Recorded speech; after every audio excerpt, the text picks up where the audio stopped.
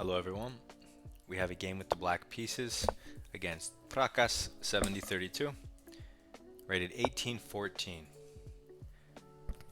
We try to get a PHILIDOR structure by playing the knight to the center and the pawn to e5. White develops his bishop, possibly threatening a fried liver style attack. So we go bishop e7 so that we can castle in case he does go here. Okay, so he goes d3, solidifies his center, opens up his bishop's diagonal. We just continue with our king safety and our castling. This is a weird time to do this after I castle because it's not a threat. So that's confusing. Does he want me to kick it and maybe he wants to try like a fishing pole idea? I take, he takes type of thing with queen coming. Maybe that's his idea. I'm not really sure.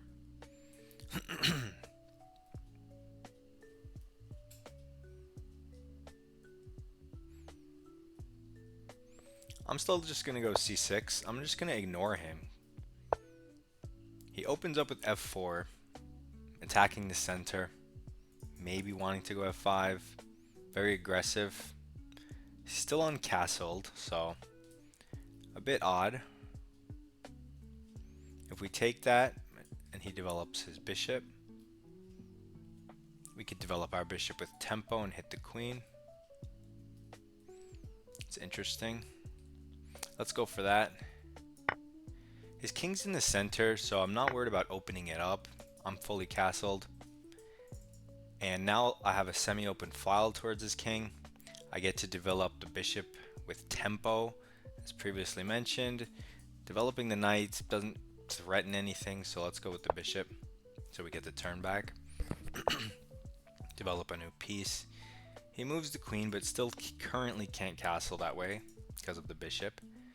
And what happens now if I push in the center and attack the bishop? If he takes with the pawn and we take with the pawn, we're hitting the bishop again. If he takes with the knight, we can take with the knight, and it's covered enough times. So push in the center looks nice. Trying to open it up while his king is still there. I don't think it hangs anything, so let's definitely do this move. He takes with the pawn, which opens up the e-file completely. We're going to recapture, opening up a nice square for our other knight, and he does take with the knight. So am I missing something? Can I take this?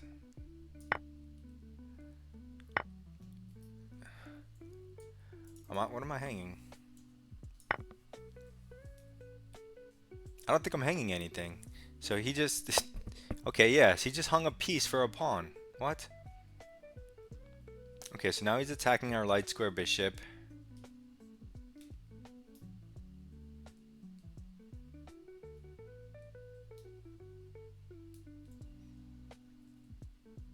I'm going to take his knight, which opens up the file for the rook, so I can get in free moves.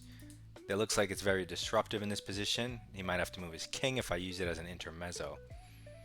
So let's throw that in, because none of the retreats, you know, we have pressure. So yeah, he has to move his king, so that's very uncomfortable. So now what do we want to do? We're up a piece. We could trade more pieces. We could throw in checks. That looks interesting because that hits the bishop again. So let's do that because we kind of have dark square attack right here, coordination. So he can't defend the way he would want to defend by like bringing everything together because we just controlled it too much. His piece would occupy that square but would not influence it. So he might have to do more weird stuff to try to defend the bishop. What do we have there? Is this a move? No, probably not. So here, there has got to be something, right? So if I take this, he has to take with this. And then if I throw in this check, his king cannot stay glued to the queen. So he loses the queen. He's got to sack it. I know you'd have to have something in a position like that. It's just his king. There's got to be. You have just too much coordination, and his king is too weird. Yeah, so he has to give up the queen. Just throwing in intermezzo. Does that help his king? Probably. Let's just take the queen. Okay. And now let's develop. Natural and bring the rook out. Yes, he's hanging pawns, but that's not what you want to do when you're up 6 points of material. You want to bring your pieces out. You see how he's defending this? That's crazy. He should definitely have taken over the e file, so I can't develop like this. So he goes here, which is okay. He wants to double. You know, it's his only idea, I guess, but there's no way that any of this works. So let's see. We could throw in some checks. We could improve our knight. So many moves.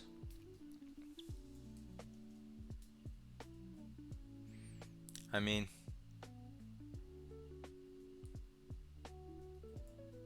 I'm going to give this check because his king either has to go to a weird spot that lets him infiltrate or forward, which is bad. Yeah, you see how he has to block his rook, or he would have to push the pawn, which makes weaknesses. So it's like a, you know, he has no good choices. So now if we go here, does that do anything once he moves? I mean, let's just bring in the knight, improve the knight. Who knows what's happening? Okay, so he goes for this, but now check comes with a coordination square. So after this check, this is mate. So after this check, I mean, that's terrible. He'll block his own rook. That's terrible. This, yeah, so it's just game over. I mean, I'm up 6 points. It was game over before, but now he walks into these clear check sequences that forces him in front of his own rook. So you can be creative on how you want to checkmate the guy, I guess.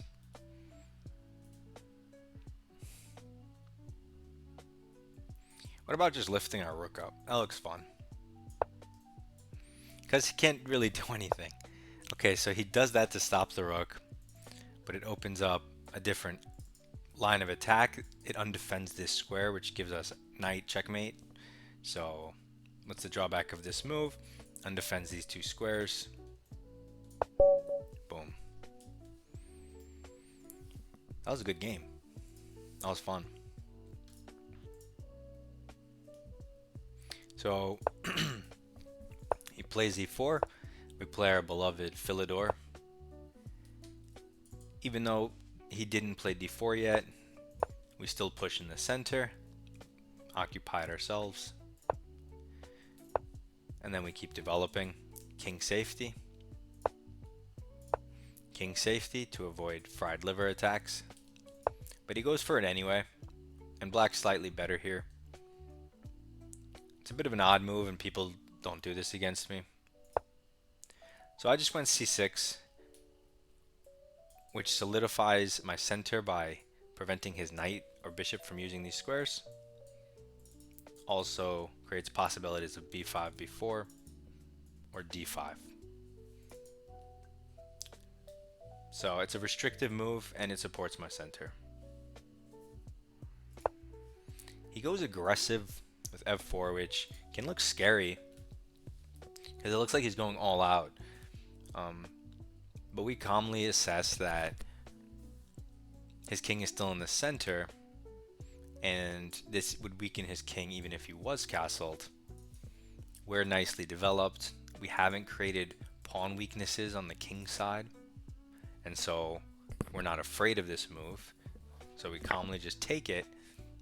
That way it can't push, and it has no pressure anymore on the king side. You could say, oh, but you're developing his bishop, but it's quite all right.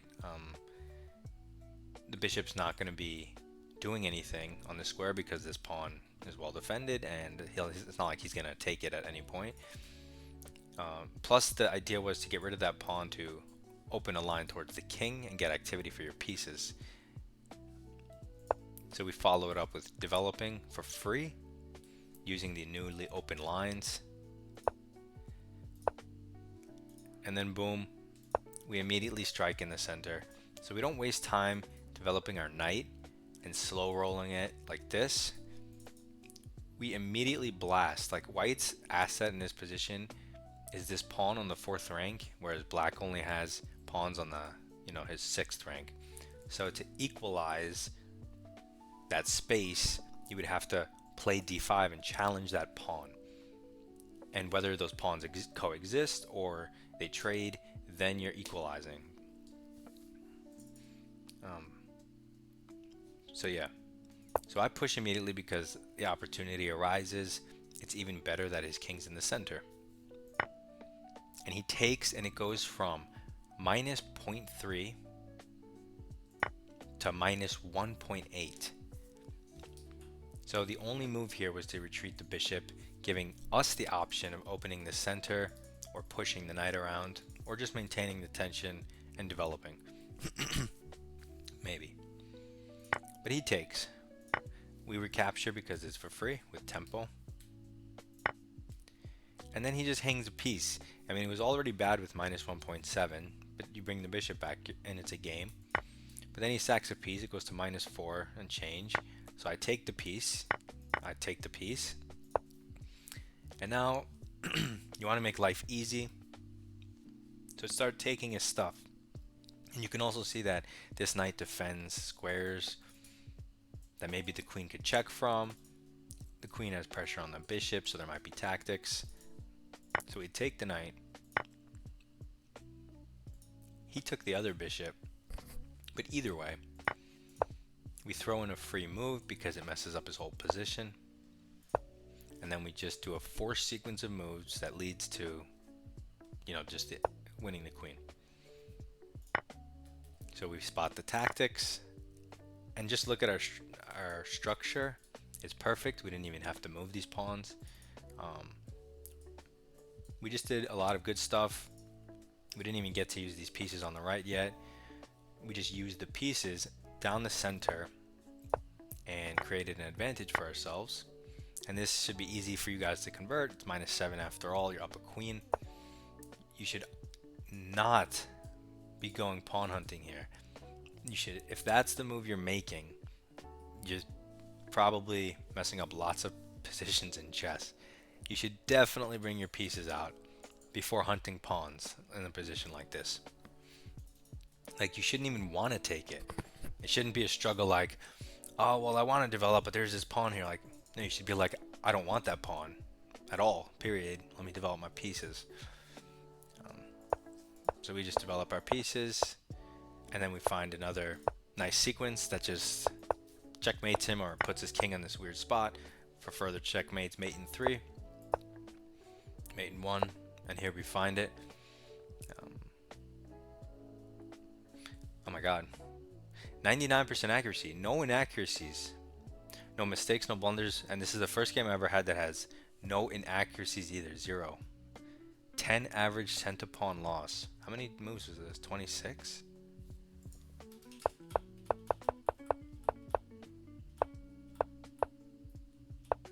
C6 is perfect. Like, that's the move. Holy crap. Okay.